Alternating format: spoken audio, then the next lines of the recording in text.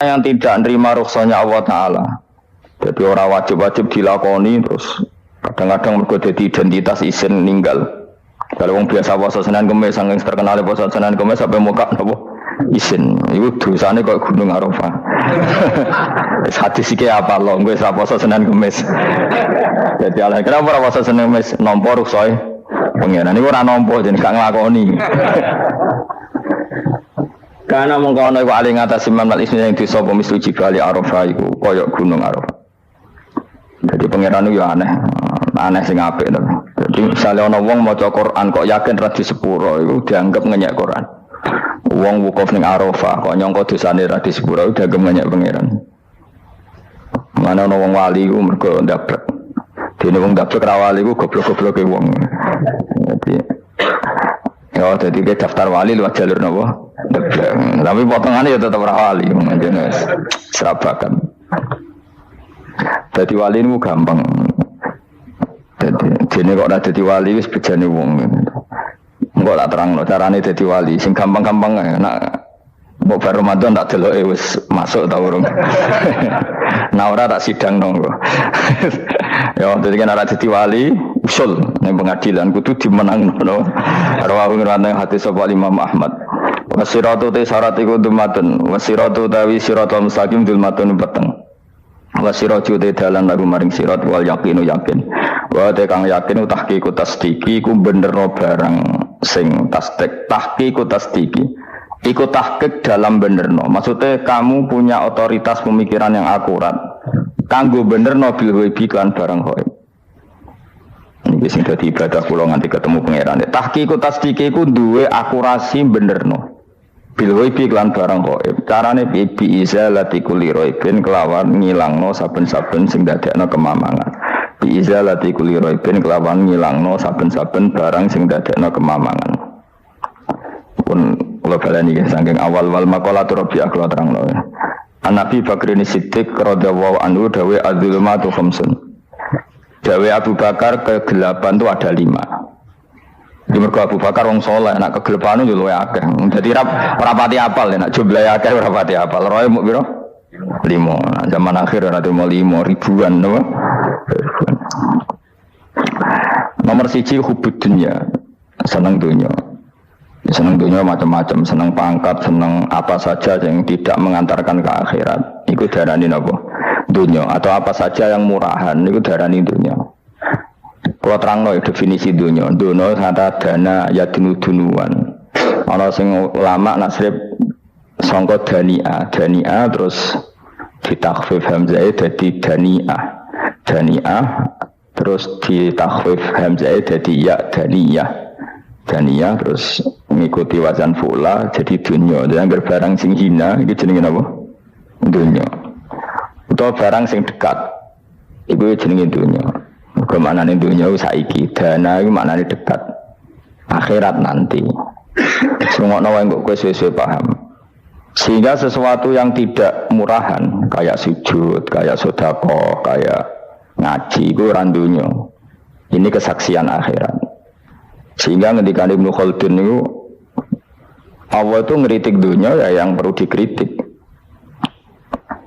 Bahkan kadang akhirat pun dikritik pangeran, swarga pun kadang dikritik pangeran. Nak waya perlu dikritik karena ada konteksnya. Ada apa? Konteksnya. Misalnya begini. Saya punya kitab namanya Khilyatul Auliya atau Baqatul Asfiya. Saya sampai sekarang belajar kitab itu terus. Ini sekitar 14 jilid. Ini kitab indukan Ihya. Saya berkali-kali ngomong di mana-mana. Imam Ghazali dalam hal mana Kibul Akhyar, sejarah orang-orang pilihan itu nginduk kitab nama Khilyatul Auliya itu 14 jilid. Dalam ilmu tasawuf beliau nginduk kitab jenis Qutil Qulub, ini karangan Abu Thalib Al-Makki. Dalam fikih tentu beliau nginduk gurunya Imam Haromen. Dan memang kitab itu harus nginduk, kalau tidak namanya mukhtari, bikin-bikin. Memang syaratnya ulama harus muttabi, dia hanya pengikut, tidak boleh kreasi. Kalau kreasi namanya bid'ah, bid'ah. Kalau terang, di situ ada cerita ada seorang sufi bodoh ngeritik dunia tak ngamal. Dunia wis ora ono bener, dunia ku nggon batang, dunia ku jifah batang. Sing berebut batang ya siap-siap rebutan mbek asu, pokoke ngomong wis tok ndi-ndi. Sayyidina Umar itu agak tersinggung dengan makalahnya orang sufi yang bodoh ini. Ya, rata-rata orang sufi memang bodoh, kecuali gelem ngaji fikih. Setelah ngomong ngalor ngidul dunia gue swelek terus dia ini biasa lah orang sufi itu semilah dewian terus orang lakoni popos ngerti lesu kok mangan wae lesu orang sufi kan gitu. Singkat cerita terus Umar agak marah tapi beliau masih bisa mengendalikan diri terus kata beliau sal sayyidah sal hada sayyid kamu tanya hada sayyid maksudnya sayyid dalam bahasa dulu itu ya orang terhormat dalam bahasa zaman era itu maknanya sayyid itu maksudnya apa sadat maksudnya bukan habib bukan. Kalau dalam bahasa Arab dulu itu memang kalau Habib itu Durian Nabi, kalau Sayyid Sadat itu Sufia itu belum pasti maknanya apa? Habib ya, tokoh-tokoh yang diikuti dalam apa? Makalahnya, dalam apa? Makalahnya. Terus kata Ubay bin Ka'ab, dan ini menurut saya benar sekali, dan kamu harus mengikuti Ubay bin Ka'ab. Dia adalah termasuk 6 sahabat yang dipuji Nabi min ahlil Quran, apa? Yang dipuji Nabi min ahlil apa? Quran. Kata Ubay bin Ka'ab, lalu Anda masuk surga karena apa? Lalu Anda masuk neraka karena apa? Lalu Anda dapat ridho Allah karena apa? Kamu itu bisa masuk surga lihadidar karena kenangan di rumah ini, maksudnya karena dunia ini, karena sujud kamu, karena kebaikan kamu. Itu di mana? Allah mereferensi amal kamu ya di dunia ini. Kamu masuk surga karena sujud kamu di dunia ini, nanti masuk neraka karena keangkuhan kamu di dunia ini. Fahadi dunya mi'yar, dunia ini adalah takaran. Semua referensi Tuhan tentang akhirat itu merujuk kelakuan kita apa? Di dunia. Sehingga kalau kamu masuk surga selamanya lama, itu ya karena kebaikan kamu di dunia. Maka jangan kritik dunia ini, karena dunia itu mahalu sujudika, mahalu rukuika, mahalu khutbah, dia marah-marah.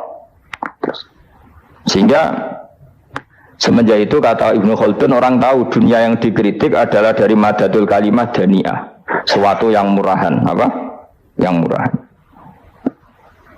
Sehingga kalau misalnya orientasinya itu kebesaran li'ilai kalimatillah, maka itu tidak termasuk dunia. Dan yang suasananya akhirat tapi motifnya adalah kasal, kemalasan, itu yang benar-benar dunia. Makanya Imam Syafi'i sering kritik tasawuf itu sampai usisati tasawuf alal kasal. Ilmu tasawuf itu basisnya itu karena pemalas. Karena tadi misalnya begini, ini contoh paling gampang. Zaid itu di daerah pinggiran di mana Islam itu minoritas. Terus dia ingin kaya raya supaya bisa bikin masjid atau bikin komunitas Islam, atau dia ingin jabat jadi lurah supaya nggak ada pelarangan orang sholat karena dia yang punya otoritas bikin aturan. Atau kalau mungkin skup lebih besar, dia ingin jadi bupati supaya daerah situ familiar dengan Islam karena pejabatnya Muslim. Itu tidak dunia karena semua orientasinya untuk mengawal sujud, mengawal kebenaran.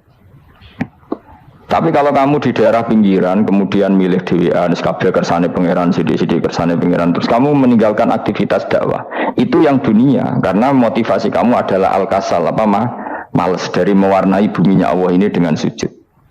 Ini yang banyak orang sufi salah paham. Makanya orang sufi harus ngaji fikih. Bendekne roh dielingno wong alim wong fikih nak kitmanul ilmi ku haram. Kitmanul ilmi haram. Menyimpan ilmu itu haram. Tidak memberi kontribusi dalam proses orang sujud adalah haram. Tidak memberi pencerahan pada umatnya Nabi adalah haram. Menikmati keasikan yang pangeran dewi adalah haram. Dia harus diingatkan gitu terus. Kalau enggak, itu bahaya bagi agama ini. Makanya dulu itu enggak ada orang sufi yang enggak ngaji ulama fikih. Sekarang kebalikan, malah wong sufi darani fikih mau kulit dekne wis tok hakikat sembrono. Oh tak tobat nonton anak ketemu aku. Itu bahaya, paham seperti itu tuh bahaya. Karena sekarang itu sufi itu jadi identitas kesalehan. Jadi yang rumah kome sufi koyo-koyo sak dhuwure ahli napa? Fikih. Itu bahaya. Karena tadi sufi itu akan ngeritik dunia sepedas-pedasnya.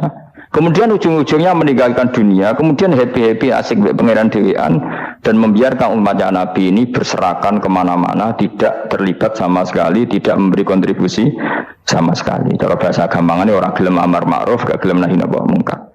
Tapi bahasa amar ma'ruf nahi mungkar kan saya gitu gerakan ekstrim, makanya orang tak bahasa amar tidak peduli, tidak mulang.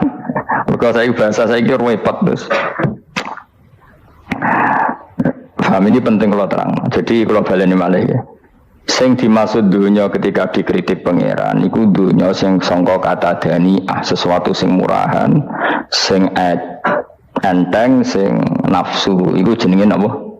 Dunya napa? Dunya. Tapi ketika sesuatu itu baik dan mengarah kepada Allah iki jenenge dunya iki masruatul akhirah. Maka dunya itu di dua status napa? Siji masruatul akhirah. Dan ini status yang harus kita pakai.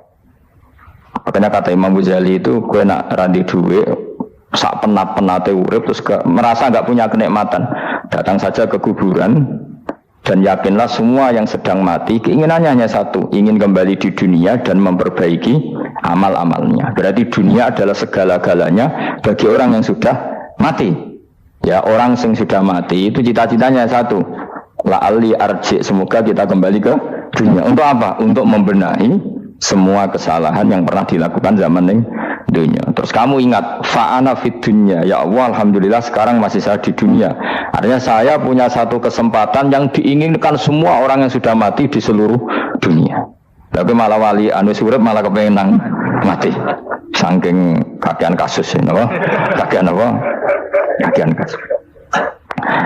Makanya di sini sirinya para rasul, para nabi itu sering donga Allahumma tawil umrona, sehingga banyak orang soleh mendoa supaya panjang apa? Umur. Itu karena pas itu yang hadir adalah dunia dengan makna masruatul akhirah. Tapi ada juga wali dan nabi kadang-kadang donga, ya Allah, jika sebaiknya saya mati, mati saja. Itu ketika tergambar dunia yang sudah murahan, yang sudah arogan, yang sudah tidak jelas. Maka dunia ini punya dua status sekaligus. Jika prospek bagi Anda untuk masruatul akhirah, maka nikmati senikmat-nikmatnya. Tapi jika bagi Anda ini sudah menjadi ladang maksiat apa-apa, maka jadikan dunia ini tempat tobat. Karena akhirat itu nggak ada apa-apanya dibanding dunia. Jadi akhirat itu hanya mereferensi dunia, mereferensi dunia. Ini penting kula aturno. Kadang-kadang sufi ku menyen goblok ora iso ngaji. Dia nganggep dunia sampai akhirat itu penting akhirat, tapi cara maknaninya salah. Lho kowe nganti ning akhirat mlebu swarga itu karena apa coba? Amal zaman di mana? Dunia. Berarti penting mana dunia sama akhirat? Penting dunia karena akhirat mau efek, apa? Efek dunia ini yang pokok. Apa dunia ini yang pokok. Kalau Allah kan cara ngendikan tidak seperti itu. Allah cara ngendikan gini loh. Akhirat, maksudnya walal akhiratu khairul laka minal ula gini. Sesuatu yang berorientasi akhirat dan kemudian menjadikan kamu nyaman di akhirat itu khairul laka minal ula, itu lebih baik ketimbang dunia. Ora kok kowe nak ning dunia nak sepemelek ning akhirat apik ora ngarang ngono, nak ning dunia melek ning akhirat luwih parah. Kayak melaratnya cek ngene iki kan, tapi kan cek iso ngopi, cek iso mangan tengkleng. Coba ning akhirat gak iso blas, dunyel-unyel malaikat ngawur. Gayamu bareng melarat terus ning dunya lara lah, ning akhirat penak. Aku yakin ora luwih lara, tak jamin. Ora ini kan ketara nak keliru omongan aku ning dunya lara lah sementing ning akhirat penak itu ndak bisa. Kowe nyifati dunya nggon lara iku serapati ridho mbek pangeran. Berarti ketika iso ngopi ra syukur, ketika iso mangan ra syukur, anane nyifati dunya lara. Berarti rapati ridho mbek pangeran. Malah dibles-blesno sebenarnya. Pemenang nak pengurus akhiratnya aku tak tekek. Mak kula pengurus mbok ora sebenarnya. Tapi gak ada rencana daftar jadi panitia apa? Akhirat. Tapi kira rata syafaat dia biarno karena ini penting kalau terangno. Makanya Imam Syafi'i masyhur makalah beliau tentang fikih dan tasawuf itu. Ini saya kutip ya, dan saya memang saya hafalkan terus makna teman.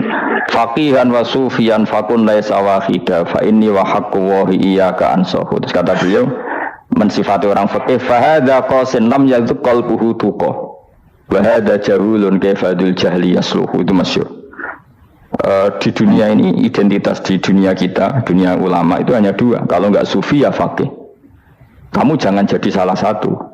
Faqih adalah orang sing qasin, itu qalbuhu qasin, hatinya itu keras, hatinya atas. Lam jadu qalbuhu tuqas, gak ditakwa blas. Wong faqih ora ditakwa blas, gak diempati blas. Tapi orang sufi itu ada jauh ini malah geblek blas, malah parah meneh. Sing sitok atas hatine sitok geblek dari Imam Syafi'i. Kena protesnya berarti Imam Syafi'i coba protes aku. Kenapa begitu? Misalnya gini orang fikih. Kalau bapak nyontohkan tuh gini. Orang fikih itu punya aturan. Misalnya kalau rukuk tidak begini nggak sah. Sujud kalau nggak begini nggak sah. Sholat kalau tidak begini nggak sah. Oke, aturan itu baik. Tapi punya keangkuhan berpikir. Misalnya ada orang desa terbelakang, misalnya di pedalaman Gunung Kidul, Kulon Progo.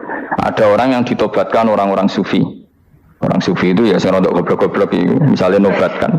Enak wae wong fakir melok nobatno tapi tahu-tahu bilang ini sholatnya nggak sah, rukuknya nggak sah, Fatihahnya nggak sah. Jare sing sufi, wah semane nobatno ora iso sholat apa ora disahno.